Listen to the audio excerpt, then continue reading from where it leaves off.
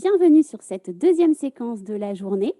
Nous avons une séquence qui est relative au thème donc, de la reconnaissance du rôle des élus locaux par la République. Et dans ce cadre, nous aurons deux tables rondes qui évoqueront en fait cette thématique. Je remercie vivement et très chaleureusement nos invités d'être présents à nos côtés et d'avoir répondu favorablement à cette invitation dans le cadre du OFF du Salon des maires.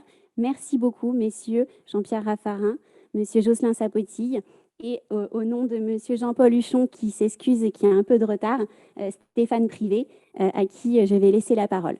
Merci beaucoup. Je rappelle à nos élus qui sont en visioconférence de ne pas hésiter à poser leurs questions. Nous avons un animateur qui se fera un plaisir de les poser à la salle. Merci encore et bonne séquence. Merci Magali. Bonjour à toutes et à tous. Bienvenue pour l'un des temps forts du OFF des salons des maires, avec notamment cette table ronde, comme l'a rappelé Magali, qui a pour thème la reconnaissance du rôle des élus locaux par la République. Sujet d'actualité, sujet qui concerne un certain nombre d'élus ici présents. Pour répondre à ce sujet, je remercie vivement nos trois personnalités qui nous font l'honneur d'être parmi nous aujourd'hui. Merci messieurs. Tout d'abord Jean-Pierre Raffarin, que je ne présente plus, président des Leaders pour la Paix et ancien Premier ministre. Jocelyn Sapotille, qui sera notre grand témoin pour cette table ronde, qui est maire du Lamentin, président de l'Association des maires de Guadeloupe. Jean-Paul Huchon, président de l'UFGP, qui va nous rejoindre. En attendant, il sera représenté par son directeur général de l'UFGP, Stéphane Privé. Pour rentrer dans le vif du sujet, peut-être que Stéphane, pourriez rappeler, donner le contexte de la rédaction justement de cette tribune qui avait donné lieu avec l'IFGP et Jean-Pierre Raffarin, peut-être recadrer les choses. Oui, monsieur Chamani, merci. Donc, effectivement, je ne suis pas monsieur Raffarin qui va nous rejoindre. Pardon, je ne suis pas monsieur Huchon. Monsieur Raffarin est là. Monsieur Huchon va nous rejoindre là, dans quelques instants. Juste quelques éléments de rappel de contexte sur cette tribune co-signée par monsieur Raffarin et monsieur Huchon sur la nécessité pour la République de reconnaître le rôle des élus locaux en particulier, pour leur action au service de la chose publique, de l'action publique, du service public et finalement de nos concitoyens. Les travaux de l'Institut français de gouvernance publique préside donc Jean-Paul Huchon, qui a été créé en 2015, concerne l'enjeu de la gouvernance publique, la crise qu'elle connaît aujourd'hui, avec en particulier la défiance, on peut utiliser ce terme-là, couramment utilisé par l'un des spécialistes qui nous suit, Pascal Perrineau, la défiance de nos concitoyens vis-à-vis de la chose publique. Par rapport à cette crise, il nous semblait effectivement important, finalement, de trouver les solutions qui permettent de consolider la qualité de la décision publique dans l'exercice des mandats qui sont confiés à nos élus.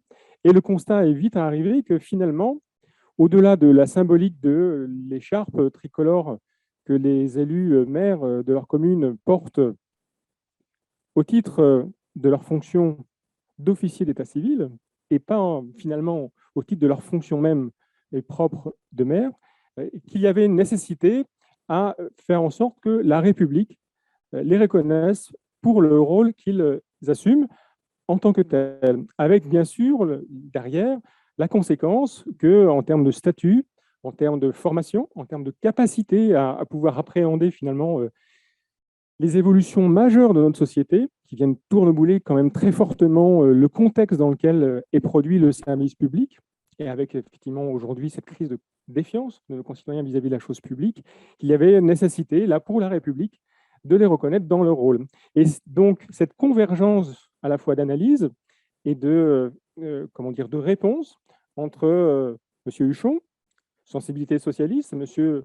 Raffarin, sensibilité plutôt de droite, pour démontrer finalement que cette question-là n'est pas une question politique, c'est une question presque de bon sens, ou en tout cas une question qui répond à un enjeu plus global, qui est celui de la confortement de notre démocratie. Voilà l'idée de cette tribune qui a été diffusée via le journal L'Opinion à l'automne dernier, pour lequel nous avons reçu, M. Raffarin, beaucoup d'avis et d'encouragements très favorables de la part d'élus en action, voire de responsables des hautes administrations, on voit bien que là, on est sur un enjeu majeur. Et donc, on était très heureux de participer à cette table ronde, IFGP, M. Raffarin et Lidon, et M. Sapotil en tant que grand témoin. Je pense que votre rapport sera tout à fait intéressant. Vous qui êtes encore, si je puis dire, les mains dans le cambouis, puisque vous êtes en charge d'une collectivité, voir effectivement si vous étiez reconnu par la République, dans quelle mesure ça vous aiderait à assumer encore plus pleinement, plus fortement votre rôle au service de vos concitoyens, de nos concitoyens et au service de la chose publique. Merci Stéphane pour ce recadrage. Effectivement, le titre de la tribune pour la reconnaissance par la République du rôle des élus locaux. Jean-Pierre Raffarin, vous êtes retiré de la vie politique maintenant depuis quelques temps. Pourquoi avez-vous décidé de participer à cette initiative? Bonjour à tous. Moi, je suis extraordinairement frappé par la montée de la violence sous toutes ses formes. Vous savez, c'était un jour, je me promenais dans Paris. Il y avait une manifestation. C'était un samedi. Vous voyez de quelle manifestation je peux parler. Et je vois deux individus qui vont contre une banque et qui vont mettre le feu à cette banque. Des excités, quand on a 40 ans de vie politique, j'en ai vu et beaucoup. Deux individus comme ça, bon, ça ne m'affole qu'à moitié. Mais où je suis vraiment affolé, c'est quand je vois 2000 personnes dans la rue qui applaudissent. Et là, je me dis, la violence est légitime à leurs yeux. Et c'est là où je me dis, mais on oublie que la politique est inventée contre la violence. Si on a inventé la politique, et si on a inventé notamment la République, c'est pour qu'on vive ensemble et qu'on se donne des règles pour vivre ensemble et pour pas qu'on se tape dessus. Et si la politique n'est pas capable d'apporter, à un moment ou à un autre, les apaisements nécessaires au vivre ensemble, ça veut dire que le problème est assez grave. Et donc, en réfléchissant à toutes ces questions, je me dis, le fond de l'affaire, c'est la question de la légitimité.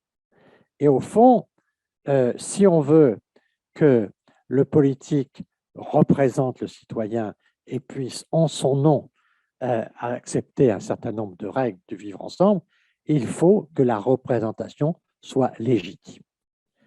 Donc, premièrement, où est la représentation légitime en France? D'abord le maire. Il n'y a pas de légitimité, je dirais d'abord le maire et le président de la République, qui sont les deux grandes élections où la légitimité est très forte. Mais le maire, c'est dans notre architecture démocratique la fonction qui est la plus légitime et qui est soutenue par la population le plus largement. Donc je dis, d'abord, confortons cette légitimité, reconnaissons le maire qui est porteur de ce sens commun qui nous rassemble et faisons en sorte que le maire ait un rôle dans notre République et dans notre organisation le plus important possible. Tout ceci me conduit à deux réflexions. La première, c'est de faire en sorte que le maire participe dans ce qui est aujourd'hui la vie de la République, c'est-à-dire notamment que, de mon point de vue, le maire ait accès aux responsabilités suprêmes et notamment au Parlement. Et donc là, moi, je suis personnellement contre le problème du cumul des mandats. Je pense qu'il nous manque aujourd'hui des députés maires et des sénateurs maires. Parce que le maire légitime, il donnerait de la légitimité aussi au Parlement, ou à l'Assemblée, comme au Sénat, qui en ont eux aussi bien besoin. Donc ça, c'est le premier point. Et le deuxième point, c'est le fait qu'aujourd'hui, je dirais que l'accès au Parlement, c'est le supra, et puis il y a l'infra, il y a tout le pouvoir local, et on voit bien aujourd'hui que dans la décentralisation, il faut mettre une place au maire qui est une place puissante. Ça veut dire qu'il ne faut pas simplement, comme je l'entends toujours en ce moment, c'est l'expression, le couple maire-préfet. Heureusement qu'il y a un couple maire-préfet. Heureusement que le maire travaille avec le préfet. Ce n'est pas une nouveauté et ce n'est pas aujourd'hui quelque chose d'exceptionnel. Heureusement qu'il y a ce couple-là. La question fondamentale, c'est quelles sont les responsabilités que l'on confie au maire et quelles sont les libertés en échange des responsabilités. Aujourd'hui, l'État confie des responsabilités avec des contraintes, c'est-à-dire des réductions de liberté. Et donc aujourd'hui, le couple de la décentralisation qu'il faut que l'État accepte, c'est « je te donne des libertés en échange de responsabilités ». tu vas régler tel problème, mais c'est toi qui as le problème. Aujourd'hui, l'État se garde les problèmes et se met en situation où c'est lui le responsable du chômage. Il donne les aides économiques à la région, mais il dit c'est toi qui es le responsable du chômage. Non, si on donne les aides économiques à la région, c'est la région qui est responsable du chômage. Et donc, on donne un certain nombre de responsabilités en fonction des libertés. Mais parler de responsabilité sans liberté, de liberté sans responsabilité, ce n'est pas penser la décentralisation. Donc, pour moi, il faut renforcer l'action du maire. Et pour renforcer l'action du maire, il faut, d'une part, lui permettre d'avoir accès à toutes les responsabilités de la République en tant que maire, et d'autre part, il faut le mettre au cœur du processus de décentralisation, non pas comme un partenaire du préfet, mais comme un acteur libre et indépendant qui agit avec naturellement l'État, mais non pas en partenaire, non pas en représentant de l'État, mais en partenaire indépendant qui échange des libertés contre des responsabilités. Merci Jean-Pierre Raffarin. Vous avez abordé un terme, notion de la décentralisation, et il y a un passage très intéressant dans la tribune que je vais vous lire rapidement. Les réformes de la décentralisation ont marqué des évolutions majeures, mais elles se sont révélées insuffisantes pour modifier en profondeur la gouvernance publique de notre pays. La République hésite toujours à admettre que les élus locaux puissent disposer d'une capacité d'autonomie dans la mise en œuvre des politiques publiques. Et ce qui est intéressant, c'est que ce paragraphe résume bien l'idée générale de cette tribune, et on aperçoit un triptyque: décentralisation, les élus locaux et les politiques publiques. Vous avez déjà parlé de la décentralisation, justement, et comment on pourrait accélérer ce processus de décentralisation pour permettre à la fois aux élus locaux de s'y retrouver et aux citoyens? Je pense qu'il faut en effet poursuivre les processus de décentralisation, c'est-à-dire vraiment aller au fond d'un certain nombre de responsabilités. Et donc, je vous dis, qui est responsable de l'emploi aujourd'hui? On fait de la région l'acteur économique majeur ou pas? Comme on le fait, qu'on lui laisse, par exemple, la gestion de Pôle emploi. C'est absurde que l'État gère Pôle emploi si les politiques qui sont liées à l'emploi sont gérées par la région. Tu gères une compétence, tu es responsable des conséquences de cette compétence. Et donc, je pense qu'il faut aller vers une responsabilité assumée. Et je ne comprends pas pourquoi l'État vraiment reste en permanence crispé sur cette compétence du chômage, comme si le président de la République était content d'avoir son bulletin de notes tous les mois en lui disant bah, le chômage augmente ou le chômage baisse. Je pense que tout ceci n'a pas de sens. On a une responsabilité, mais on a une responsabilité qu'on assume jusqu'au bout. Et donc, il y a un certain nombre de situations aujourd'hui qui ne sont pas claires dans les décentralisations. Je pense que, par exemple, en termes de tourisme, il va de soi que le ministère des Affaires étrangères a une responsabilité. On lui a donné une compétence importante. Mais ce n'est pas le ministère des Étrangères qui va régler les problèmes de terrain de camping. Et Dieu sait si le tourisme, il y a un paquet de sujets qui sont des sujets locaux.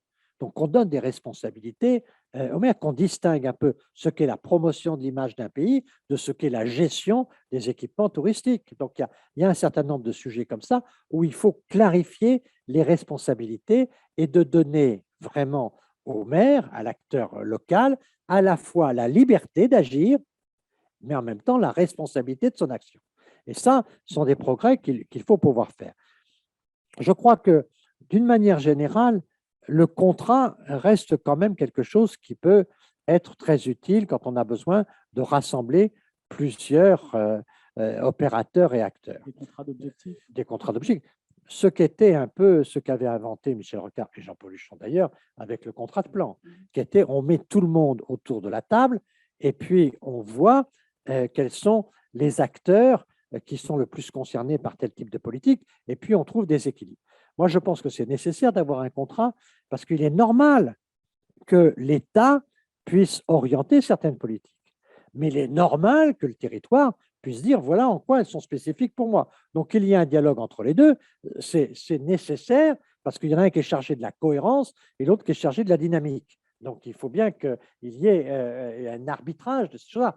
Mais une fois que le contrat est mis en place, il faut donner à l'acteur le plus près du terrain les responsabilités de l'exécution du contrat.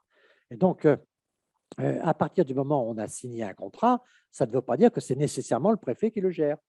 Ça peut être le maire quand l'équipement et quand l'action du maire est au cœur du dispositif. Donc, je pense qu'il faut aller vraiment dans la logique contractuelle, mais ensuite, il y a une maîtrise d'ouvrage à engager du contrat, sa maîtrise d'œuvre, et ça, il faut que ce soit le plus proche du terrain, et il faut accepter qu'au nom d'un contrat, qui peut être un contrat qui mêle les fonds européens d'ailleurs, qui mêle les fonds nationaux, qui mêle les fonds régionaux, et à un moment, s'il y a un acteur de ce contrat qui peut être celui qui a la responsabilité du terrain au plus près, et qui est souvent le maire ou la communauté de communes, voire d'agglomération. Donc, c'est, je pense, très, très important de voir que dans notre pays aujourd'hui, comprenons bien que les maires sont ceux qui ont le plus la conscience du réel. C'est très, très important, je crois, la conscience du réel. On sait tous qu'en politique, la conscience de l'idéologie est importante. Mais pour agir, la conscience du réel est plus importante que la conscience de l'idéologie. Donc, confions aux professionnels du réel que sont les maires la responsabilité de gérer l'opérationnel. Alors peut-être que le maire ou le responsable, l'élu de la collectivité territoriale va vous dire, on veut bien accepter ses compétences, mais il faudrait que les moyens aillent avec.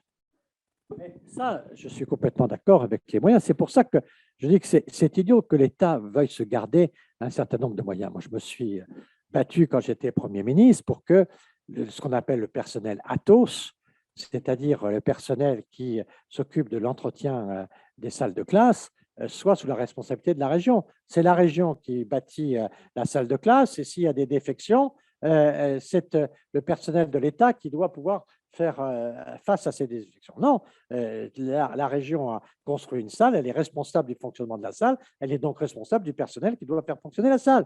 Donc, c'est cette approche-là qu'il faut aller jusqu'au bout des choses pour raisonner, non pas en pouvoir, raisonner en responsabilité. Tu as une liberté, tu as le droit de construire le lycée ou le collège comme tu veux, mais ta responsabilité, c'est que ça fonctionne. Et c'est toi qui as la responsabilité. Avant, on a connu ça, tous ces beaux lycées en verre, c'était magnifique tout ça, mais que la question chauffage l'hiver, c'était terrible. Alors, c'est l'État qui payait les conditions. Alors, l'architecte, le président de région se faisait plaisir avec son architecte, c'était l'État qui... Non, tu as fait ça en verre, tu gères la clim l'été. Quand tes gamins sont tout ça sous le soleil et tout ça, tu gères le truc. Donc ça, c'est ta responsabilité. Et donc, ce qu'il faut vraiment, c'est qu'on ne raisonne pas en termes de pouvoir, mais en termes de responsabilité. C'est un changement de logiciel intellectuel sur ces sujets. Peut-être que Stéphane Privé voulait interagir. Sur le personnel Athos, Jean-Paul Huchon, qui devrait arriver dans pas très longtemps, aura sans doute des choses à dire, puis il a géré ce dossier-là au niveau de la région Île-de-France. Une question, Monsieur Raffarin. Quand l'État parle de décentralisation, finalement, au final, on s'aperçoit qu'il fait plus de la déconcentration en réel. Et est-ce que par rapport à ce constat, le fait que les élus locaux soient reconnus par la République dans leur rôle, comme une sorte de terminaison nerveuse du système nerveux global de l'action publique, et donc à égalité finalement avec, on va dire le mot, les hauts fonctionnaires qui mettent en œuvre les politiques d'État, est-ce que ça n'aiderait pas justement à faire en sorte qu'on franchisse le pas finalement d'une décentralisation qui dirait vraiment son nom, à la fois dans le dire, mais aussi dans le fait, au bénéfice de l'efficacité des politiques publiques réfléchies, pensées, mises en œuvre, telles que vous l'avez décrit juste avant. C'est pour ça que j'ai signé cette tribune. Je suis tout à fait dans cette vision-là. Je trouve normal que l'État désigne un représentant sur le territoire. Mais ce représentant sur le territoire n'a pas une légitimité supérieure à la légitimité du maire qui est élu par ses concitoyens. Donc, en termes de légitimité, j'accepte volontiers, parce que je suis républicain, que la République soit représentée sur le territoire par quelqu'un nommé par l'État. Donc, ça, je ne le conteste pas. Mais je mets à égalité cette responsabilité avec quelqu'un qui est désigné par la démocratie. Donc, et je pense que naturellement, il y aurait un progrès très important, et notamment sur tout ce qu'est aujourd'hui la fonction de contrôle.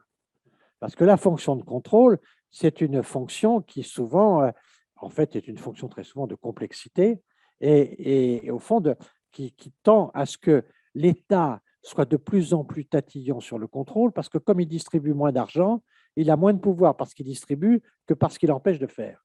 Et donc, très souvent, l'État se fait son pouvoir sur les interdictions et sur les réglementations.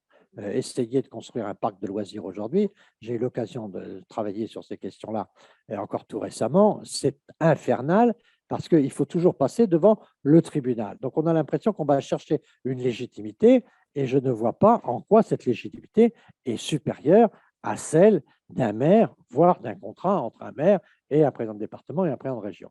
Donc, je pense que là, en effet, il faut reconnaître le maire comme un représentant de la République, c'est-à-dire qu'il a autant de légitimité politique, au sens républicain du mot, que le recteur ou que le préfet. Mais concrètement, qu'est-ce que vous proposeriez sur ce statut des élus locaux, justement? Stéphane Privé vient d'en parler.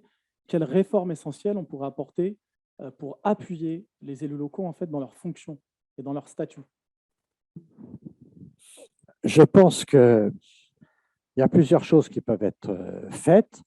La première des choses, c'est que la signature du maire soit pour l'État suffisante pour tous les documents et essentiels pour la vie municipale. On n'a pas besoin d'une autre signature de l'État que la signature du maire. Moi, je pense d'ailleurs qu'il doit y avoir qu'un représentant de l'État sur chaque document. Quand j'étais président de région, quand il y avait le recteur et le préfet qui voulaient parler tous les deux, je dis non, c'est moi, j'accepte l'État, l'État parle après moi. D'accord, mais pas deux États. Non, il n'y a qu'un État. Donc, vous, alors le recteur voulait parler, le préfet voulait parler, moi, j'en prends qu'un. Vous vous arrangez entre vous. Mais, et donc, je pense qu'il n'y a pas 36 représentants de l'État. Et donc, quand le maire signe une politique pour laquelle il a une responsabilité, eh bien, il n'a pas besoin qu'un autre vienne. Et donc, ça, je pense que ce serait très important de montrer que le maire est représentant de l'État aussi pour un grand nombre de compétences, comme il l'est quand il est officier d'état civil, comme vous le disiez tout à l'heure. Donc, on peut discuter ça. On peut discuter aussi donc des organes de contrôle et on pourrait très bien imaginer aussi qu'il y ait un certain nombre de structures qui pourraient faire un certain nombre de contrôles. Par exemple, d'avoir que l'association départementale des maires puisse faire un certain nombre de contrôles. Moi, je crois beaucoup à l'éthique. Je crois plus quelquefois à l'éthique qu'à un certain nombre de règles qui sont quelquefois détournées. L'éthique, c'est au fond des valeurs morales respectées par une communauté. Et l'éthique des maires, ça doit être quelque chose qui est fondamental. Et donc, une commission de maires expertise une décision d'un maire qui ne serait pas correcte. Mais je pense que l'éthique, c'est une profession qui, dans son ensemble, assume des règles de vertu collective.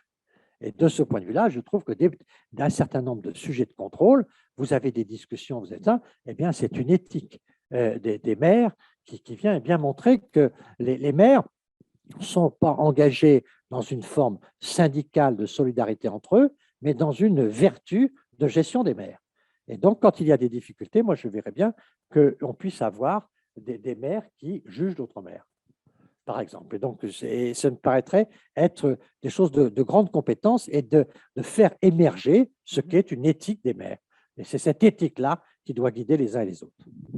Stéphane, vous voulez rajouter quelque chose par rapport à ça? De ce que vous dites, finalement, on voit bien que la responsabilité réelle de l'action publique, d'un point de vue local, elle est au niveau des maires, avec la particularité, c'est qu'ils sont en contact direct avec leurs concitoyens. Certains maires disent à portée de baffe, pour prendre une image de cette nature-là, et ça renvoie à la relation de défiance.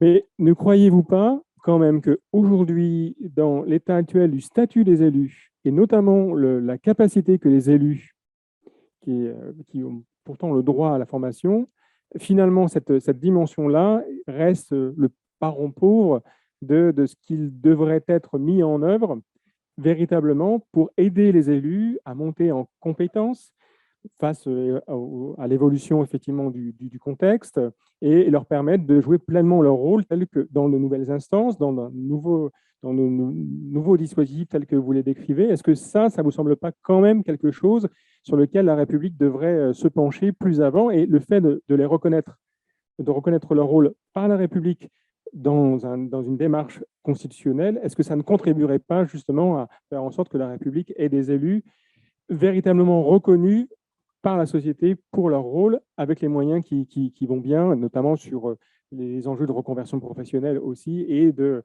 retraite. Quand on voit la situation des élus de ce point de vue-là, franchement, il y a matière à se préoccuper. En tout cas, il y a une forme d'injustice qui est faite aux élus compte tenu de leur implication.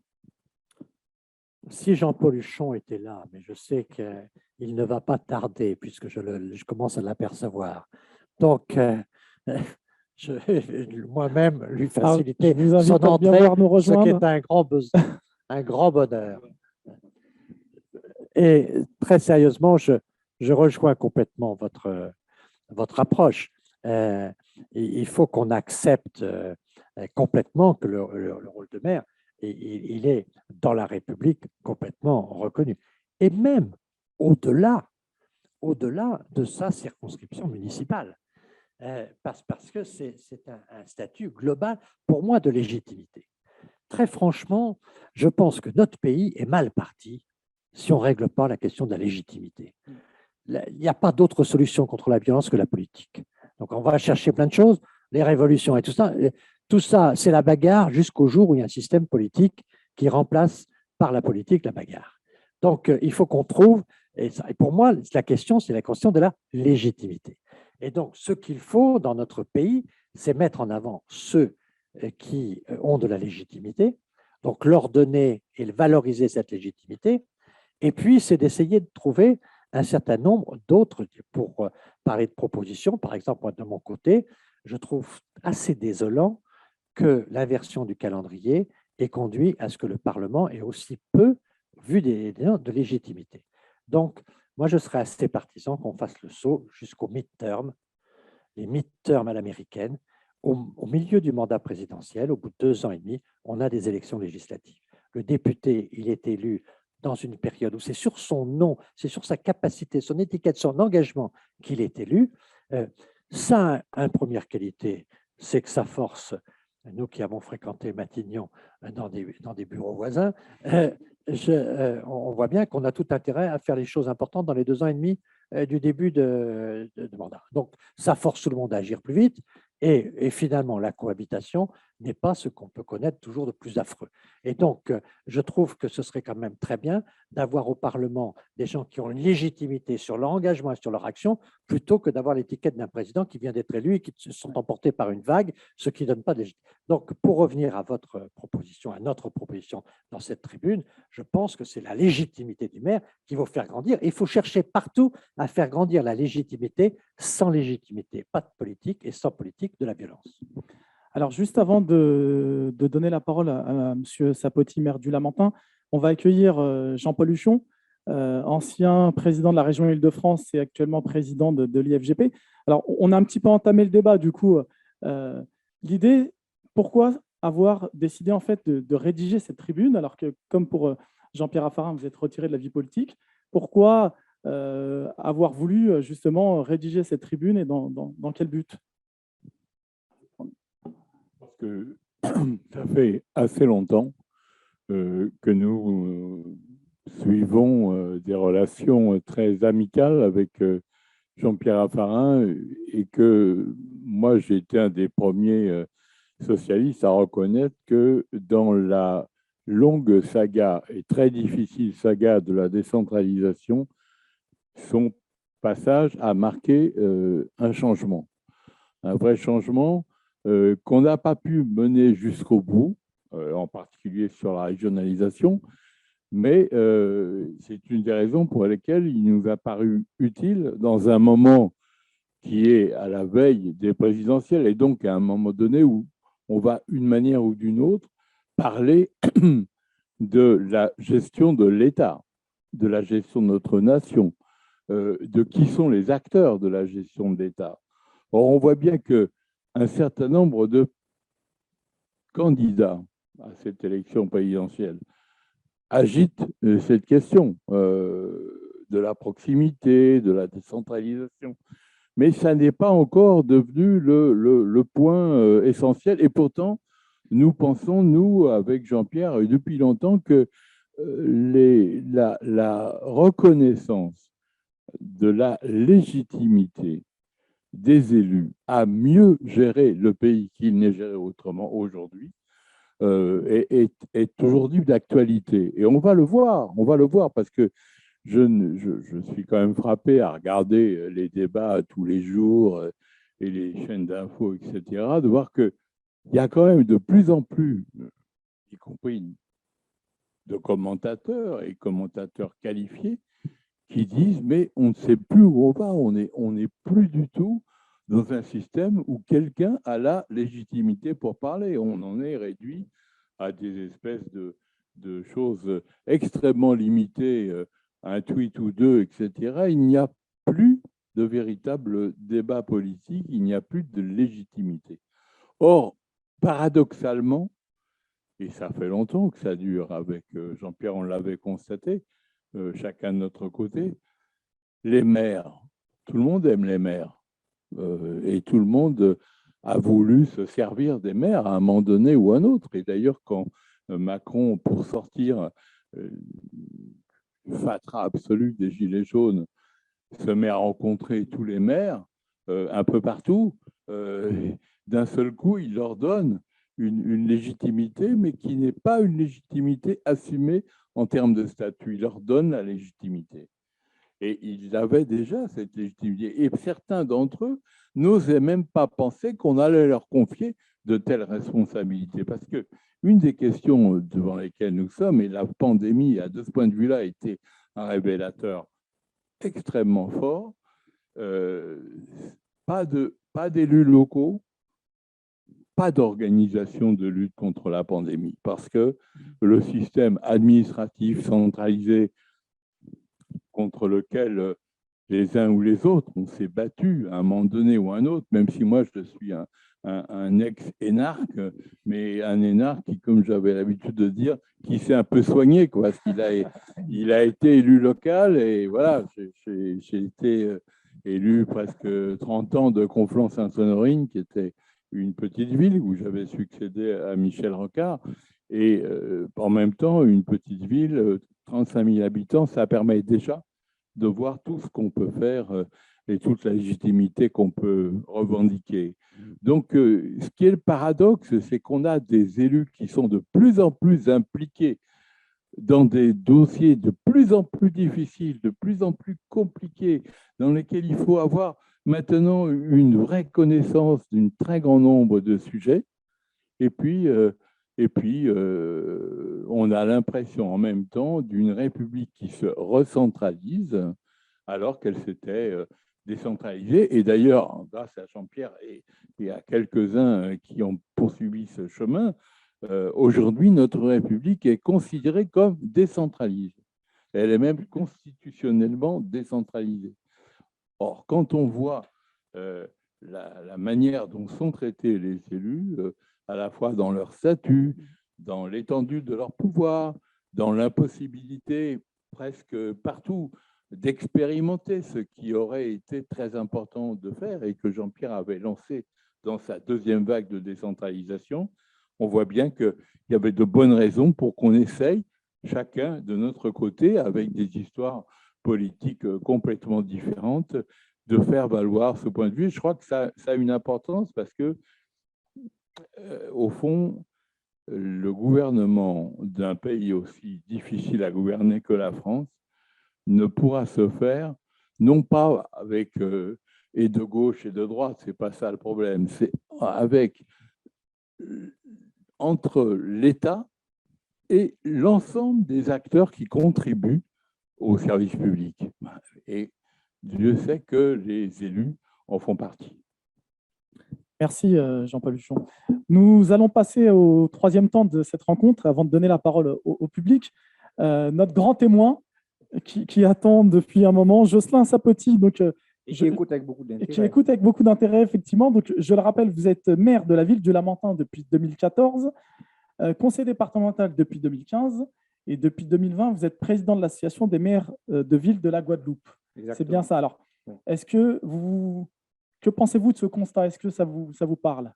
Alors, j'ai écouté avec beaucoup d'attention et beaucoup d'intérêt ce qui a été dit, et il y a des concepts qui reviennent, des principes qui reviennent, et je retiens principalement, et là, M. Raffarin l'a dit, ceux qui connaissent la réalité, le réel.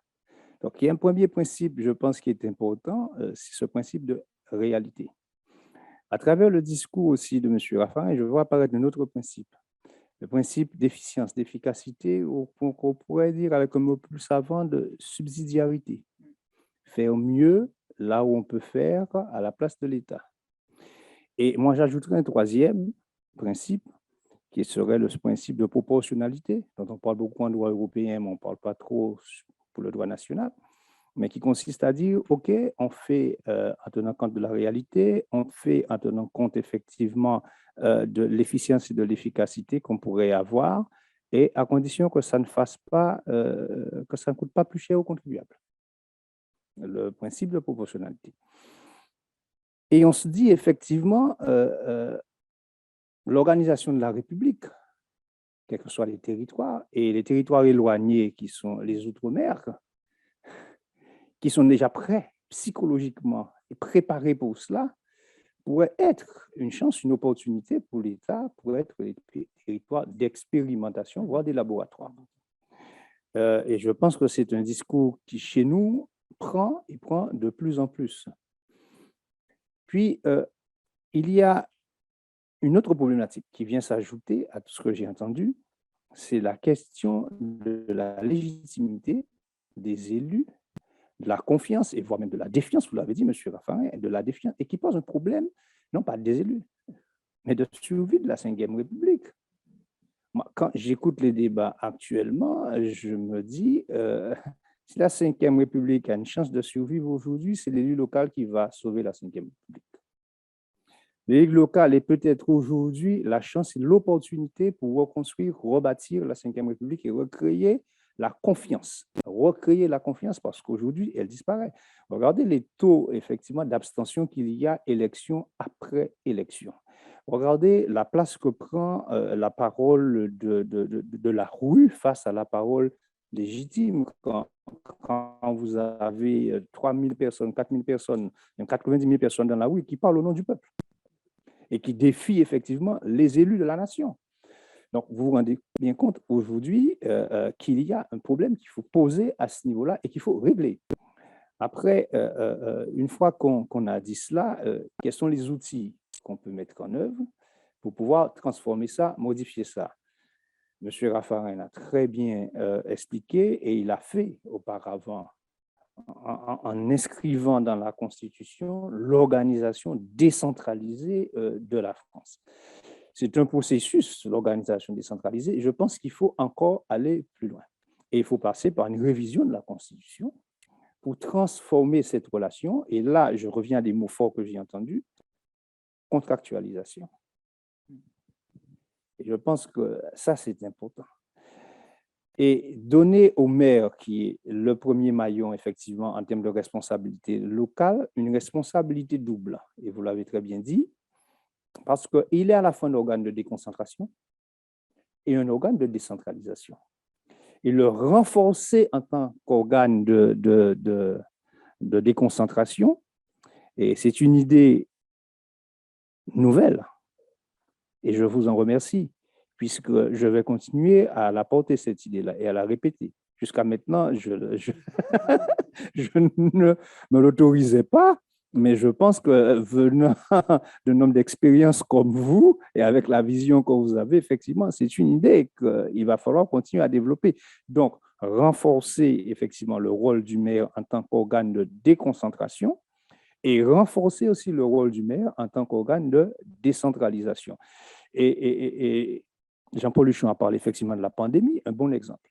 En tant qu'organe de déconcentration, déjà, puisque on va dire, la compétence santé, une compétence de l'État, etc. Si l'État nous dit quoi faire, quel objectif, mais comment le faire? Je pense qu'au niveau local, on sait mieux comment le faire qu'un préfet. On sait mieux. Et c'est vrai que ça a beaucoup manqué dans la gestion de la crise, encore plus chez nous, à 8000 km. Mais même sur les territoires qui sont dans l'Hexagone, nous avons rencontré hier et encore aujourd'hui des collègues maires qui disent exactement les mêmes choses que nous. Nous n'avons pas été assez pris en compte, assez engagés même dans la gestion de la mise en place de la vaccination, etc. Donc ça, c'est vrai. Donc le comment pourrait être, eh bien, dans le cadre d'une discussion, d'un partenariat, vous avez dit le mot aussi, d'un partenariat avec les maires, avec les élus locaux. Et puis un organe de décentralisation qu'il faut renforcer. Et le renforcer comment? Vous avez parlé de moyens, oui, mais vous connaissez, on dit celui qui paye décide. Donc, il n'y a pas de décentralisation s'il n'y a pas de levier permettant à celui qui a la compétence eh bien, de pouvoir définir ses politiques. Si on fait une décentralisation avec des subventions ou des dotations, ce n'est pas une décentralisation. La décentralisation doit s'accompagner d'un levier qui est un levier fiscal, qui permet aux maires de pouvoir définir, le maire, encore le président du conseil régional ou autre, pouvoir définir des orientations et de pouvoir, avec cette légitimité qu'il a, eh bien, se donner des projets, voire ambitieux, très ambitieux ou peu ambitieux pour son territoire, comme il voit le développement de son territoire, et de pouvoir effectivement lever l'impôt à la hauteur des ambitions qu'il a, avec l'adhésion et le consentement, la légitimité qu'il a de sa population. Et je pense que là, on aura réussi une vraie décentralisation, et on aura réussi, même je pourrais dire, une autre conception de la Ve République, qui est toujours la République une et indivisible, mais qui reconnaît le rôle et le potentiel de ces territoires. Voilà, donc je pense qu'on se comprend. On se comprend d'autant bien qu'ici, là, il y a une transversalité politique, je pourrais dire, on est au-delà des logiques des partis. Ça veut dire que cette question-là, c'est une question eh bien, qui traverse effectivement toute logique idéologique, qui, je reviens au réalisme dont on a parlé. Voilà. Merci, monsieur le maire. Peut-être une dernière question avant de donner la parole au public. Comment vous vous sentez aujourd'hui depuis cette dernière crise qu'on est en train de vivre? Comment vous sentez les choses en tant que maire? Comment vous voyez l'avenir en tant que maire? Alors, moi, je suis d'un territoire qui, aujourd'hui, est un exemple assez particulier dans la mesure où c'est un territoire peu vacciné, mais quand même où la vaccination progresse. On atteindra quand même un taux de vaccination, je pense, à un rythme qui est un rythme pas accéléré, mais qui est le rythme des citoyens qui, à mon avis, dans quelque temps, sera certainement acceptable. Pourquoi? Eh bien, justement, parce que je rencontre des citoyens qui me disent « Monsieur le maire, on vous aime bien. Si c'était vous qui m'avez dit de se faire vacciner, je me serais déjà vacciné. Mais le président de la République me demande de me faire vacciner. Moi, je n'ai pas envie de l'écouter. Moi, quand il m'a donné son chlordécone, il m'a donné, etc., etc. Donc, en fait, la vaccination chez nous souffre de blessures non cicatrisées. Et cette question-là a été politisée, mais les gens ne sont pas forcément contre la vaccination, mais veulent désobéir à un ordre. Ils veulent désobéir à un ordre, et pour une fois, ils se disent, eh bien, là, j'ai le pouvoir. J'ai le pouvoir parce que c'est mon corps, il m'appartient. Alors là, je vais le faire exprès. Et je vais vous dire non, pour vous démontrer que vous n'êtes pas mon maître. C'est un peu ça qui se passe. Et quand la chose est gérée au niveau local, eh bien gérée au niveau local, et je reviendrai un exemple, il va dire que je suis têtu là-dessus. On a un maire ici, qui est le maire de Vieux Habitants, qui lui a un peu désobéi. Avec les médecins de son territoire, sur le processus mis en place et décide effectivement de gérer ça au niveau local.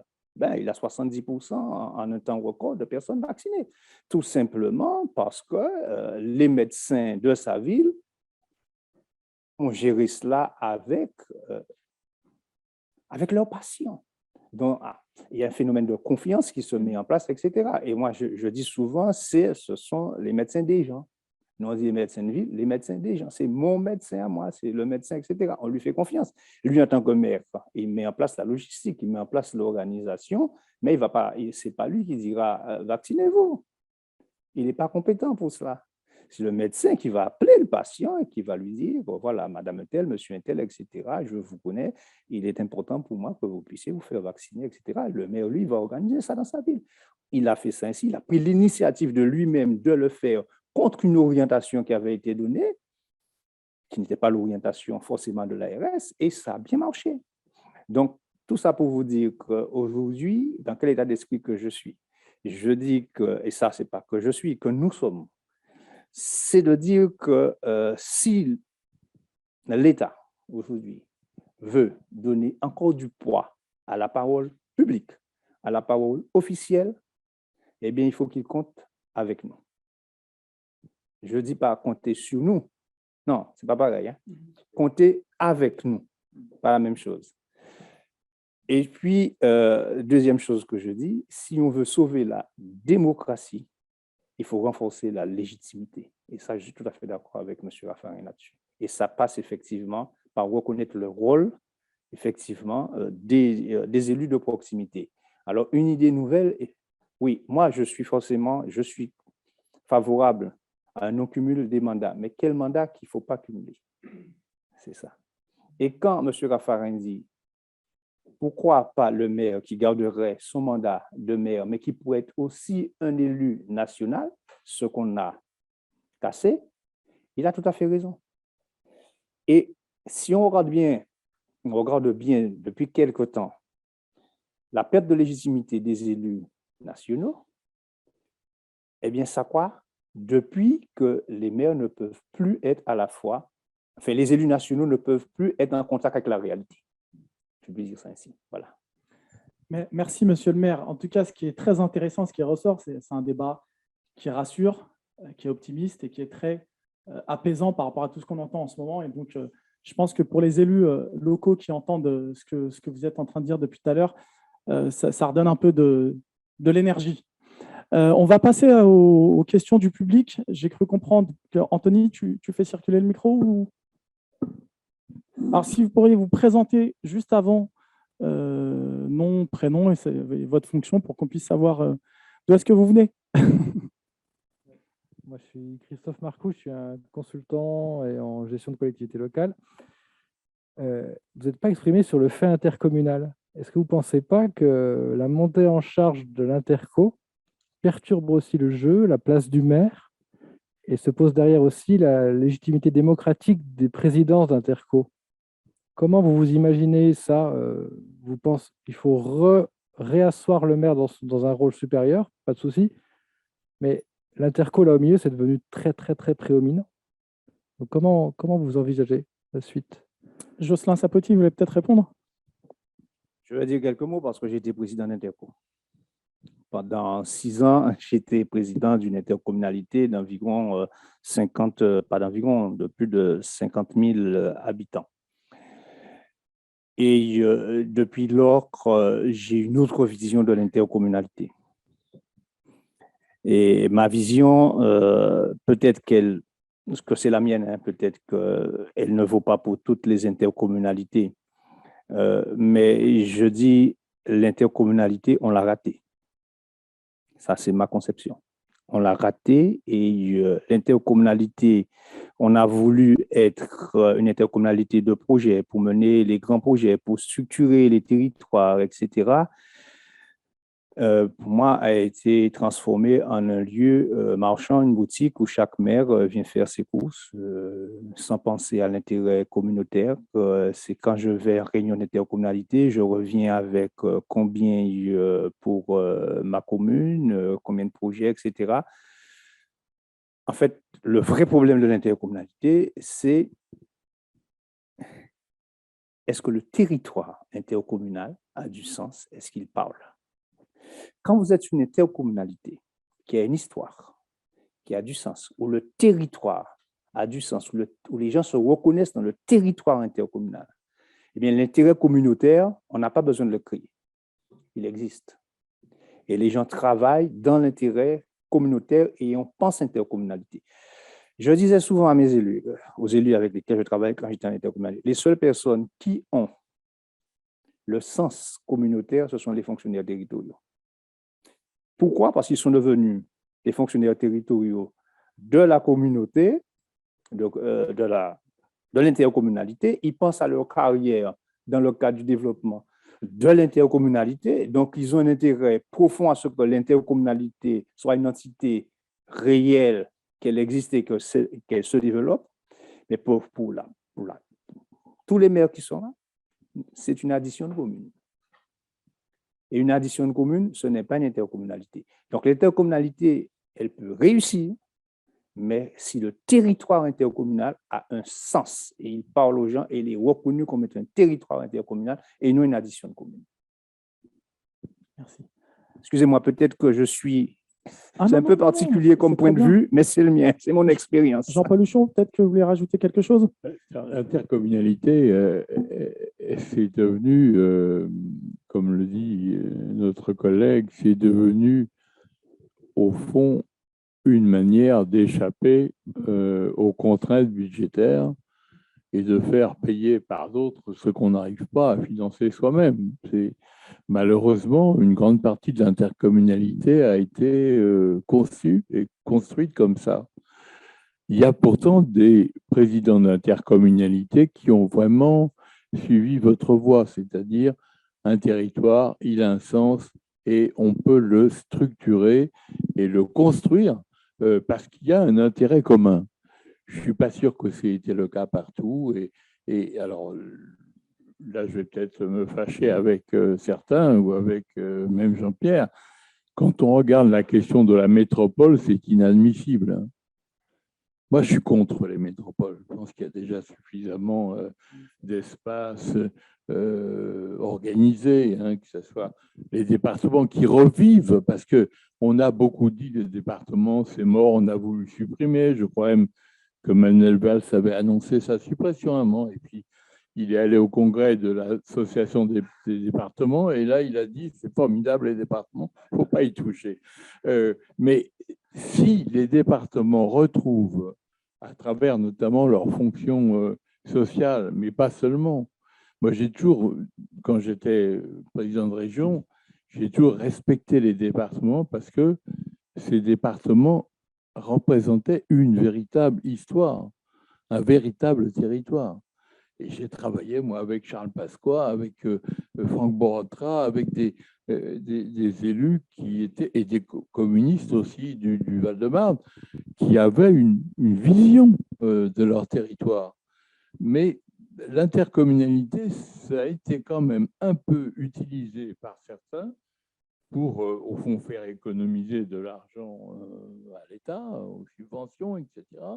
Et puis aussi permettre l'apparition de grands pôles intercommunaux. Mais ça n'est pas satisfaisant aujourd'hui. Et plus vous étendez le territoire de l'intercommunalité, plus c'est abstrait et moins ça sert à grand-chose en termes de légitimité si on raisonne par rapport à cette, comment dirais-je, à cette qualité essentielle de la gestion par des élus, la légitimité.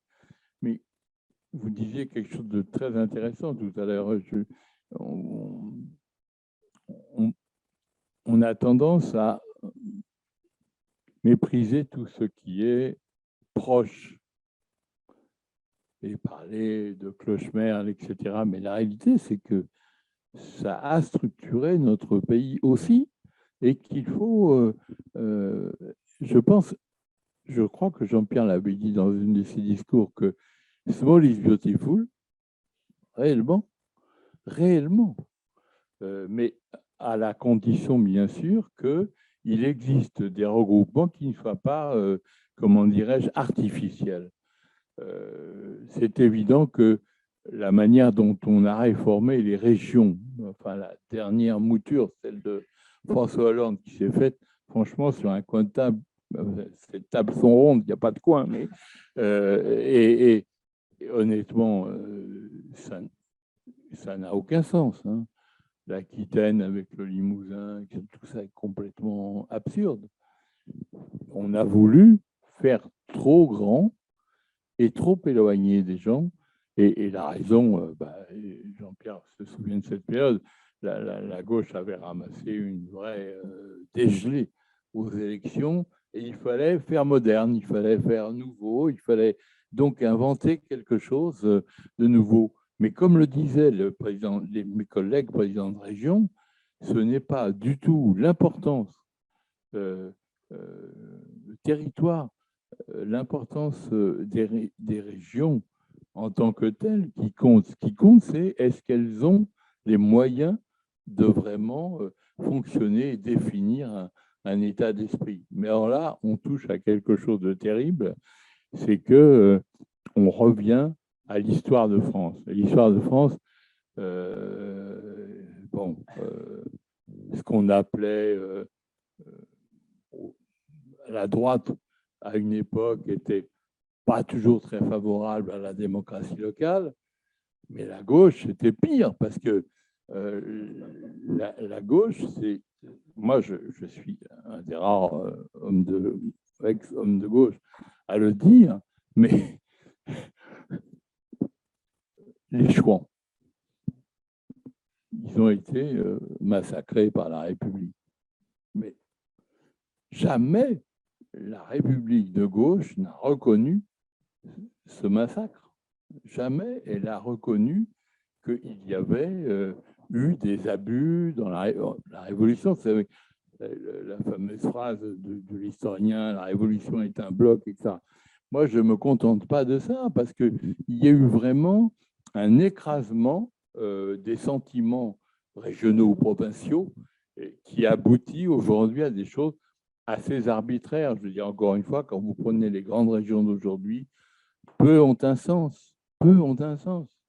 Et tout ça a été fait, franchement, à la va comme je te pousse, parce que pour faire une réforme de décentralisation, il faut beaucoup de temps, beaucoup de discussions, beaucoup de compromis. Jean-Pierre l'a vécu, y compris lui, comme Premier ministre, et douloureusement, parce que ça ne s'est pas passé aussi simplement que ça aurait dû se passer, etc. Et moi, quand j'ai géré ce qu'on appelle les contrats de plan, c'est un cas unique, hein, dans la vie, ce n'est pas un cas unique, hein. Moi, j'ai inventé les contrats de plan auprès de Michel Ancard, et puis après, il a fallu les faire. Et là, je me suis rendu compte à quel point c'était très difficile. Mais les contrats de plan, ça avait un sens, car vous le disiez tout à l'heure, contractualiser sur les points forts d'un territoire qui n'est pas un territoire abstrait, absolu, etc., mais un territoire qui a envie de bouger, de changer. Et pour ça, il faut contractualiser. Et là, c'est là que l'État peut apporter quelque chose, plutôt que de toujours imposer sa vision. L'État peut dire, oui, vous voulez par exemple, on va prendre le Poitou-Charentes, vous voulez en Poitou-Charentes une grande industrie ou une grande agriculture avec de l'agroalimentaire et du tourisme, alors oui, on va mettre l'accent là-dessus, pas sur tous les sujets, parce que sinon un contrat de plan, s'il est éparpillé sur 15 priorités, ça n'a pas de sens. Donc, vous avez complètement raison, et Jean-Pierre le partage certainement ce sentiment, il faut des territoires qui existent et qui ont un sens. Alors là, l'intercommunalité peut avoir un sens, mais comme ça a été fait, bon, c'est devenu, enfin moi j'étais maire de Conflans-Sainte-Honorine, on n'avait pas les moyens de se payer une piscine, on a essayé de se payer une piscine intercommunale, bon, on n'y est pas arrivé en l'occurrence, donc la commune a payé, mais c'était pas satisfaisant parce qu'il n'y avait pas de projet, il n'y avait pas de projet autour de la piscine. Par contre, on aurait pu avoir le projet de construire une industrie ou une activité qui signifie quelque chose. Et je crois que Jean-Pierre Raffarin a également travaillé à ce qu'on appelait les territoires d'excellence, les clusters, etc., à une époque, avec y compris Christian Blanc, avec lequel moi je ne me suis pas toujours entendu, mais enfin il y avait quand même une idée qui était de développer les pôles de compétitivité. Ça avait un sens. Bah, évidemment, au bout d'un moment, tout le monde a demandé son pôle de compétitivité. On s'est retrouvé avec la moutarde de Dijon, etc. C'est très bien. Mais le vrai sens, c'était de créer une vraie industrie de la santé. De la... Voilà. Et voilà. Choisir, ça veut dire avoir du courage et puis savoir éliminer les choses inutiles. Voilà. Merci Jean-Paul Huchon. Une autre question? Ah, ça y est, tout le monde s'est réveillé là. Allez-y, monsieur. Alors, bonjour, Arthur Urban. Donc, je suis adjoint au maire dans une commune de 6200 habitants, Orbourvire, à côté de Colmar. Mon maire est à côté de moi. Et à côté de ça, je suis directeur de cabinet d'un maire d'une collectivité de 20 000 habitants, à Célestat, dans le Bas-Rhin. Vous avez répondu à une question, c'est comment on commence, en fait, à redonner de la confiance dans nos territoires. Mais c'est surtout, la vraie question, c'est quand on commence et par quoi on commence. Je vais vous donner un exemple. Vous avez cité, Monsieur le Président, l'exemple d'une région, le Poitou, je crois, ou le Limousin, je ne sais plus. Nous, on vient d'Alsace. On a été mariés de force avec la Lorraine et la Champagne-Ardenne en 2014. On a très mal vécu ce mariage, d'autant plus qu'on a une région qui a malheureusement été malmenée souvent dans le dernier siècle. En Alsace, en fait, la confiance qu'on peut redonner aux élus de la République, ça commence surtout par la question de la légitimité, bien évidemment, mais aussi le sentiment d'être entendu par un élu. Je vais vous donner un exemple très précis. Il y a quelques semaines, dans le cadre de mes activités professionnelles, on a, donc à Célestat, on a fait venir la préfète de région pour des problèmes de sécurité. Non pas des problèmes de sécurité comme on peut rencontrer dans des grandes villes, mais des problèmes de sécurité récurrents qui en fait embêtent la plupart du temps les citoyens. La préfète de région est venue accompagner la sous-préfète. Et la préfète de région a demandé à sa sous-préfète d'accompagner des résultats et de faire des points d'étape. Mon maire, aujourd'hui, ça fait 1 mois et demi, c'est un exemple très précis, on a le sentiment de ne jamais avoir été entendu, non pas par la préfète, mais c'est simple. Avant, vous avez parlé du couple maire-préfet. En premier lieu, c'est souvent le couple maire-sous-préfet. Et on a la sensation qu'en fait, il n'y a pas de continuité dans les décisions qui émanent du plus haut sommet de l'État dans les territoires. Et donc, je ne sais pas si ça peut répondre à une question quand on commence, mais en fait, c'est en tant que citoyen, en tant qu'élu aussi, en tant que membre d'une administration, le sentiment de ne pas être écouté, il est désastreux et il s'agrandit de mois en mois et d'année en année. Donc, quand on commence, ça serait peut-être là la question que j'aimerais poser en fait aux personnes qui sont aujourd'hui en charge des affaires politiques de notre pays. Alors, est-ce que l'un d'entre vous souhaiterait répondre à la question, même si vous n'êtes plus en charge de la politique dans notre pays? Ça ne vous a pas échappé. Hein. Oui. Il fut un temps où la France était gouvernée. Mais bon. Bien. Question difficile. Pour moi, je pense que je commencerai au printemps prochain, première législature, j'autorise le maire à être député et sénateur. Le maire. Après, on discutera ça, mais simplement pour dire que la République manque de maires au haut niveau. Parce qu'un maire, c'est quelqu'un qui est de toute façon connecté, et donc je pense que ça ne peut qu'aller mieux. Donc la première des décisions, je pense que de toute façon, puisque notre affaire est d'abord une affaire de légitimité, et il faut commencer parce que le haut reconnaisse la légitimité du bas. Et donc il faut trouver des gestes clairs pour reconnaître un statut au maire comme étant un statut d'État, un statut républicain de première importance. Donc ça, il y a plusieurs choses, on en a évoqué plusieurs qu'on peut envisager, mais moi je pense que des premières questions, c'est de montrer que l'expérience du maire est très utile à la République. Et donc qu'avoir des maires à l'Assemblée nationale et au Sénat, je pense que ce serait une très bonne chose. Alors ensuite, il y a toute une série de choses sur le camp. Mais moi, j'ai bien écouté ce que vous avez dit. Il y a un point qui est quand même très important, sur lequel il faut insister, c'est quand même la fiscalité. Ce n'est pas possible d'avoir une gestion locale avec une fiscalité qui est nationale. Et là, mais là, c'est le défaut du système. On transfère des pouvoirs, mais on ne veut pas transférer des responsabilités. Non, tu veux augmenter tes impôts, ben, tu vas augmenter tes impôts. Et puis ton opposition va faire campagne contre les impôts. Et puis tu vas peut-être être battu après. Eh bien, c'est bien fait pour toi, si tes électeurs. Mais en revanche, si tu fais des choses utiles avec les impôts, peut-être que les gens seront reconnaissants. Donc la responsabilité du maire, c'est d'augmenter les impôts tout en étant réélu. Et c'est ça le boulot. Et c'est ça qui est très important. Mais de dire, c'est moi les impôts, c'est toi l'action, c'est absurde. C'est même pas l'intérêt de l'État. C'est même pas l'intérêt de l'État de se décharger d'un certain nombre de choses. Comme ça, c'est lui qui va financer les collectivités par des subventions et il ne s'occupe pas de leur propre recette. S'il manque des choses, c'est au maire, c'est au local. Je pense que ça, c'est un point très, très important qu'il faut souligner, qui va dans cette direction-là. Parce que le plan fiscal, c'est quand même là. Moi, je vous assure que j'ai été 18 ans président de région. La taxe d'habitation, j'y faisais très attention. Et j'avais un objectif, c'est d'être moins cher que le département.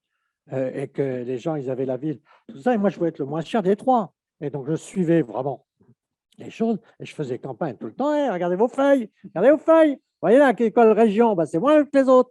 Nous, on est plus économes. Bon, alors Monory, qui était président du département, n'était pas content. Mais moi, je faisais ma pub sur le dos de Monory, mais à partir des impôts que j'avais décidés, plus exactement que ma majorité avait décidé. Et ça, c'est quelque chose de très important. Donc voilà, moi, mes réponses, c'est de prendre quelques sujets, et notamment le sujet fiscal, qui est quand même très important. Ce qui a été fait sur la taxe professionnelle est profondément, de mon point de vue, absurde.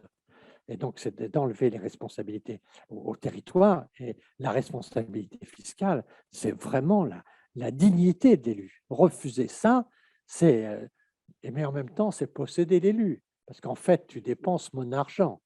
Et donc, tais-toi. Moi, je suis préfet, tais-toi, toi, monsieur le maire. Parce que c'est moi qui te donne de l'argent pour que tu fasses. Alors que si tu fais des impôts, c'est toi qui le fais. Donc ça, derrière ça, il y a de la malice. Hein. Mais je pense que c'est un point très important. Juste une petite parenthèse sur ce qui a été dit. Je sors un peu du sujet, mais c'est quand même un peu important. Je me demande, en écoutant Jean-Paul et en voyant Jean-Paul et moi, notre parcours à tous les deux, certes, on avait cette solidarité de président de région, mais au total, on est deux cultures politiques différentes. Mais la force que l'on a quand on est d'accord, ça fait dire aujourd'hui qu'on n'a plus de débat dans notre pays. Et que du temps où il y avait la gauche et la droite, de ce point de vue-là, il faut réfléchir à ça. C'est qu'ils travaillaient à gauche, on travaillait à droite, et on se confrontait, on se fritait souvent. Mais quand on avait des accords ensemble, ça voulait dire quelque chose quand même. Ça voulait dire quelque chose. Or, aujourd'hui, on n'a plus de débat. Vous voyez, vous n'avez pratiquement pas de débat entre personnes, mais j'appelle vraiment un débat, c'est-à-dire un face-à-face, pas un journaliste, un leader politique face à un autre leader politique, et on débat pendant 2 heures, et là, on va chercher ses convictions. Mais si on n'a pas de débat, est-ce qu'on a de la légitimité? Donc là, il faut réfléchir aussi à cette question-là. Et là, je m'interroge sur le fait qu'aujourd'hui, comme on n'a plus de clivage apparent, on a un débat qui est en train de dériver. On n'accepte plus que des gens aient des convictions. On va tout de suite voir les intérêts. Ah, toi, tu es paysan, toi, tu es artisan, bah, tu défends tes propres intérêts. On ne va pas reconnaître tes convictions, on va t'accuser de tes intérêts.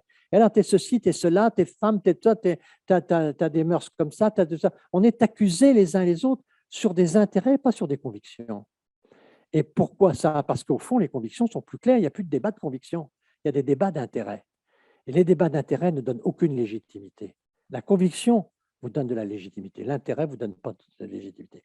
Donc ça, il faut réfléchir à ces questions-là, parce que je vois bien l'intérêt, c'est sûr que je vois bien l'intérêt qu'à un moment ou à un autre, on dépolitise un certain nombre de choses, parce qu'on est allé très loin dans le sectarisme, mais quand même, il faut réfléchir à quand on parle de légitimité et de démocratie, finalement, un débat avec des affrontements et des deals, est-ce que ce n'est pas mieux qu'il y ait des affrontements droite-gauche dans un pays plutôt que de voir qu'on brûle une banque à un moment ou à un autre. Donc ça, c'est quand même un sujet qui est quand même lié un peu à la décentralisation parce que c'est de remettre le sujet des convictions. Et sur la fiscalité, par exemple, c'est des sujets quand même qui sont très importants. Et je pense qu'on aurait eu le débat sur les grandes régions de manière droite-gauche, on n'aurait pas eu de la même manière qu'à partir du moment où on le prend avec une sorte de pragmatisme apparent et de dessin des cartes, et en fait, c'est l'intérêt de X et l'intérêt de Y qui l'emporte sur ceci, cela. Ça se fait, comme tu le dis, dans un coin de table ronde. Et au fond, on arrive dans cette situation où il n'y a pas de légitimité à la décision. Et c'est ça qui fait du mal à la démocratie. Merci Jean-Pierre Raffarin. On a une question, on va encore prendre 3 questions maximum parce que le temps tourne vite. Il nous reste 12 minutes. Bonsoir à tous. Aya Kofi, conseillère municipale à La Rochelle. Bonsoir, monsieur.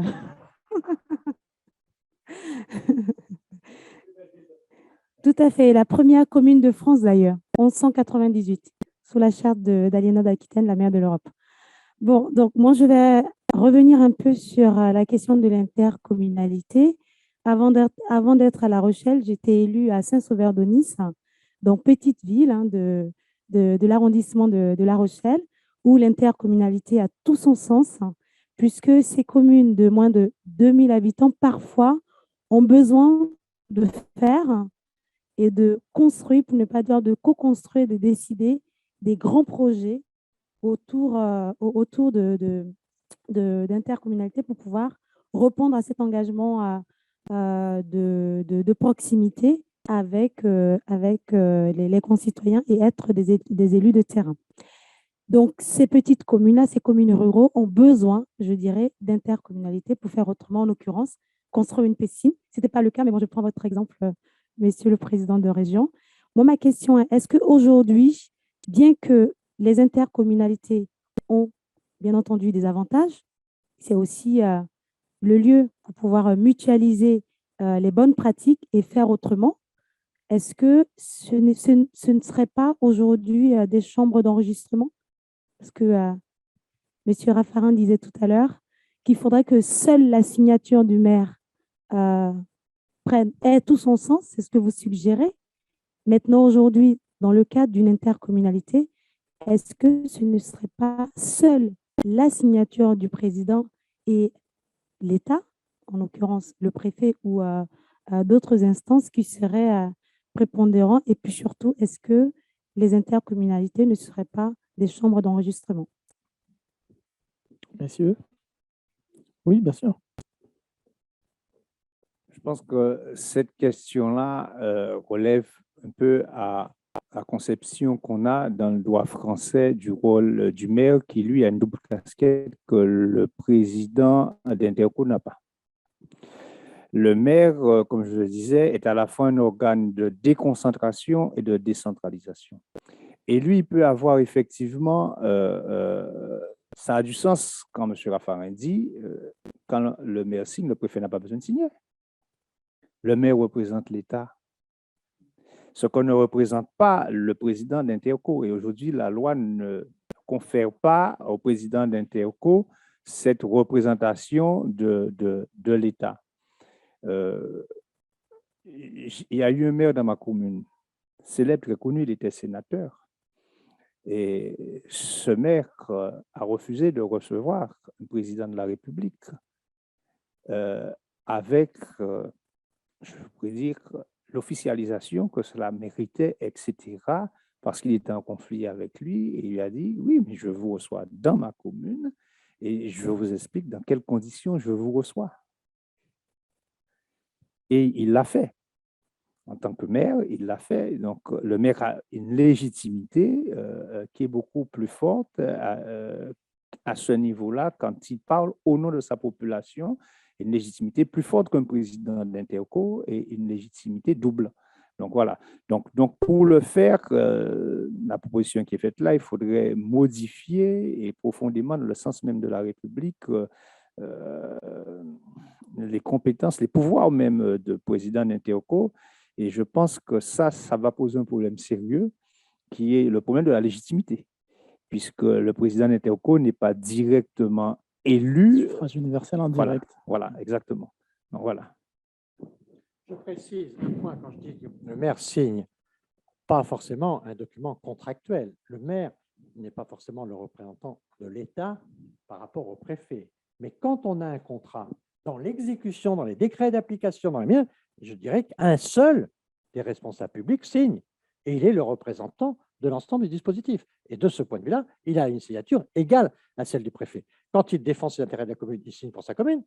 Quand il défend les intérêts d'un contrat, il est celui qui a autorité pour appliquer le contrat, y compris si l'État est partenaire du contrat. Donc, je pense qu'il faut, c'est l'idée, juste avant que tu arrives, je disais qu'au fond, moi, quand j'étais président de région, je n'acceptais pas que derrière moi parlent deux personnes de l'État. Quand il y avait recteur et préfet, je disais, vous vous arrangez, il y en a un des deux qui parle. La collectivité parle, on parle avant-dernier, c'est vous l'État qui parlez le dernier, mais vous êtes un, l'État est un. Bon, et dans certaines circonstances, le maire et l'État devraient être. Alors, ce que je vous propose, on va prendre les deux dernières questions en même temps. Ce sera plus simple et comme ça, nos intervenants vont y répondre. Il nous reste 6 minutes. Alors, soyez brefs, s'il vous plaît, et concis. Merci. Nathalie Fanfan, ancienne élue métropolitaine, la métropole du Grand Paris, ancienne conseillère de Paris.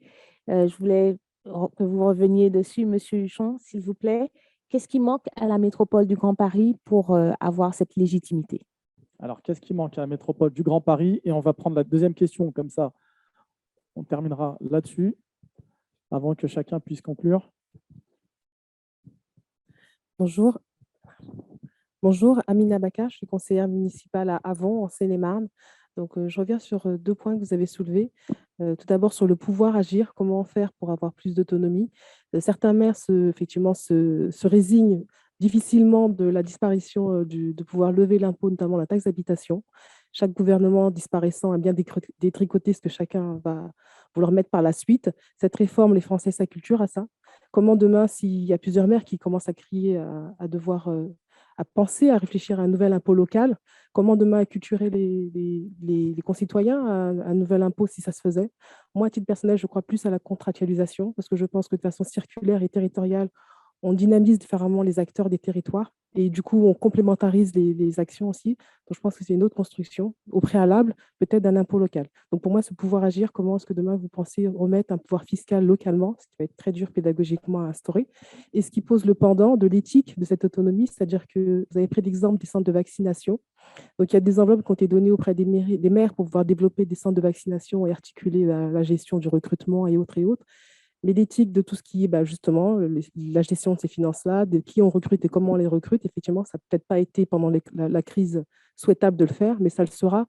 Donc, ce sera intéressant de savoir sur qui repose cette éthique-là. Ça ne peut pas être le fait que d'anticorps ou d'associations qui, du jour au lendemain, peuvent être amenées à disparaître. Il faut des instances territoriales aussi qui le fassent. Est-ce que c'est sous la coupe du préfet, du sous-préfet, etc. Et je rejoins l'élu qui a intervenu auparavant sur le lien déconcentré et décentralisé des acteurs. Pour nous, le préfet, le sous-préfet sont des acteurs qui sont très difficilement accessibles, sur lesquels on n'a pas de retour, pas d'accusé de récession de remontée, et où ce travail est du tout un travail de fourmi. Voilà. Donc, ma question, c'était donc sur le pouvoir fiscal et demain sur l'éthique de cette autonomie. Merci. Alors, pouvoir fiscal, et la question d'avant, c'était sur le fait métropolitain, comment on pourrait améliorer les choses? Jean-Paul Huchon, peut-être, pourriez commencer à... Pour améliorer les choses en matière de métropole du Grand Paris, il faudrait d'abord, je pense, reprendre le texte à zéro, parce que il y avait un projet autour du Grand Paris qui était ce grand métro de 100 km, doublement du métro dans la capitale, et c'était quelque chose que à la fois la région avait imaginé de son côté. On a appelé ça Arc Express, c'est une espèce de grand arc autour. Et puis, d'un autre côté, Sarkozy et Christian Blanc avaient imaginé un autre projet qui était, mais là aussi, un grand réseau de transport, mais pour desservir, on va dire, des pôles de compétitivité, des pôles d'excellence. Ce n'était pas la même philosophie. On avait, nous, une philosophie qui était vraiment liée au transport, si j'ose dire, populaire, d'aller de... D'ailleurs, c'est très simple, le projet de Christian Blanc, il y avait 10 gares, 12, et on en a fait 72 in fine, c'est ce qui est en train de se faire aujourd'hui. Mais il y avait ce projet, il y avait quelque chose, on avait envie de vivre ensemble et d'organiser les déplacements, c'était un grand objectif. Mais le problème, c'est que la métropole du Grand Paris a été reprise ensuite d'un côté par, je dirais, le président du Conseil général de la Seine-Saint-Denis de l'époque, Barthelone, qui voulait devenir plus grand encore que le calife.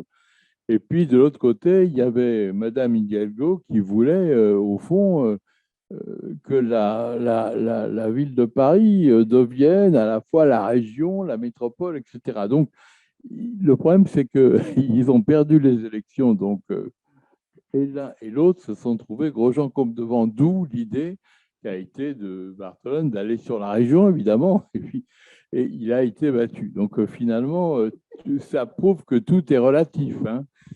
Mais je crois ce qu'il faudrait, si on voulait faire exister la métropole, il faudrait donner la possibilité de fonctionner de manière plus opérationnelle, parce qu'aujourd'hui, vous avez 360 élus ou 330 élus de la métropole, et vous ne pouvez pas tenir une assemblée comme ça. Voilà. Et par ailleurs, la métropole se substitue ou se superpose à la région, parce que la région est encore plus grande que ça, et à mon avis, ça ne serait pas plus mal de la laisser vivre sa vie en s'appuyant sur des structures justement départementales ou intercommunales, parce que je crois que Jean-Pierre avait la même idée que moi là-dessus. Le vrai couple qui compte, on va dire, c'est région-intercommunalité. C'est difficilement région-département, parce que les départements ont vraiment leur spécificité. Puis la pandémie a beaucoup changé les choses de ce point de vue-là. Mais il faut trouver le bon couple pour faire avancer les choses. Et il faut surtout faire attention à ce que les maires ne soient pas embarqués là-dedans sans l'avoir vraiment voulu. Parce que moi, je me souviens très bien de la naissance de la métropole. Et il y avait même des gens comme Patrick Devedjian, regretté Patrick, qui était un homme qui a beaucoup marqué son département des Hauts-de-Seine et même au-delà. Et Patrick disait, vous savez, il avait eu cette phrase formidable, c'est quand Sarkozy s'était imposé, il avait dit ben, ça serait pas mal que les sarkozystes éventuellement soient représentés quelque part aussi, quoi, puisque Sarkozy avait. Voilà. Mais Devedjian, il avait une thèse qui était le refus de la force régionale. Parce qu'il pensait qu'il parle même de jacobinisme régional. C'est comme un peu un comble pour celui qui a créé un peu ces entités. Je pense qu'il faudrait plutôt maintenant, puisque tout le monde a parlé de millefeuilles dans tous les sens, etc., il faudrait peut-être commencer à élaguer le millefeuille et en donnant à la région ses propres... Mais pour ça, comme le disait Jean-Pierre tout à l'heure, il faut des moyens, et les moyens, notamment les garanties constitutionnelles quant aux impôts. En Espagne, comme en Allemagne, il y a une garantie constitutionnelle d'une année sur l'autre des impôts.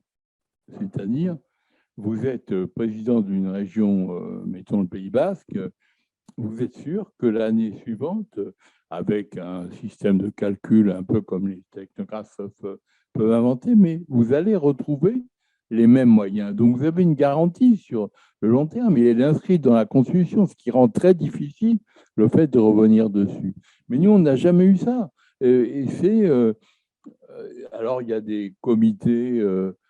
Théodule divers qui se réunissent, comité des finances locales, etc., qui assistent à des prédations, littéralement, des moyens des collectivités locales au profit de l'État. Mais on ne peut pas travailler sur le long terme, sérieusement, avec des systèmes qui changent tous les ans et qui, d'ailleurs, changent toujours dans le même sens. C'est-à-dire on diminue les moyens. C'est comme dans la maison de de Colin dans le livre de Boris Vian, chaque jour est rétréci.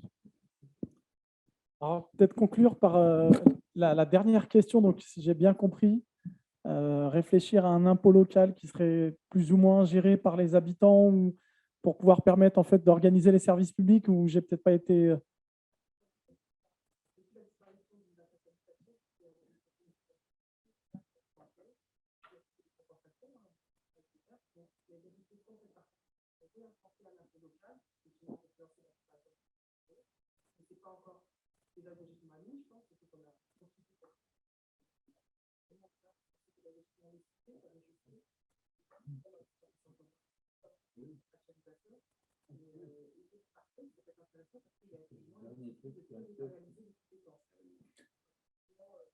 Alors, messieurs, qui souhaiterait répondre à la... Ça me paraît compliqué, vous rattraper. Mais moi, je pense que il faut qu'il y ait un impôt qui soit clair, qu'il soit à la décision du département et qu'il soit donc en effet validé par l'État, mais géré par le territoire, à la fois dans le paiement comme dans la décision. Donc je pense que ce qui est très très important, c'est que c'est ce couple responsabilité-liberté. On a des libertés, la liberté fiscale, mais contre de la responsabilité. Ce qui est absurde et qui va contre l'État, c'est quand il confie des libertés et qu'il se garde les responsabilités. Ça, ce n'est pas acceptable.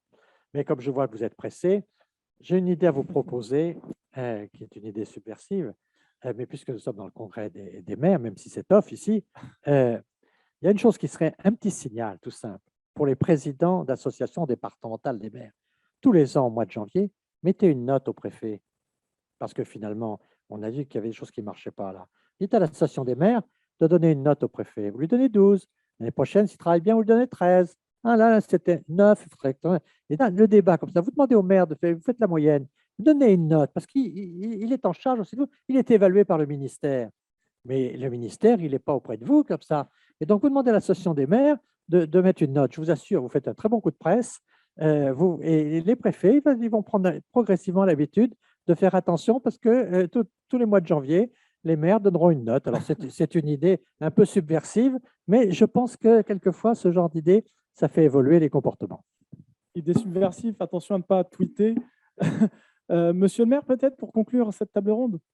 Oui, non, sur cette question, question. de l'impôt, la question, c'est l'utilité de l'impôt et l'adhésion de la population et l'acceptation de l'impôt. Ça, c'est une première chose. Et la deuxième question, pour moi, quand on parle d'impôt, est-ce qu'on parle d'imposition supplémentaire ou d'une autre façon de revoir l'impôt, la répartition entre l'État et les collectivités? Moi qui suis maire, une commune, quand je suis arrivé, c'est mon deuxième mandat, on a lancé beaucoup de programmes dans ma commune pour valoriser la commune, pour faire en sorte qu'elle soit attractive. En 3 ans, ma commune a pris 1000 habitants de plus. En 6 ans, j'avais déjà 2000 habitants de plus. Ben, j'ai perdu le levier de l'impôt sur voilà, la taxe d'habitation. Donc, le dynamisme impulsé au sein de ma commune ne me sert à rien.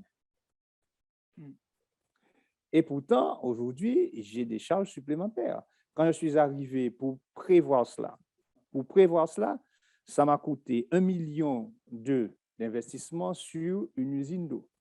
Parce qu'il fallait anticiper. Je dis 2000 habitants, 3000 habitants supplémentaires, il faut que j'anticipe sur l'eau potable. Donc, 1,2 million d'investissement sur une usine d'eau. Ensuite, l'assainissement.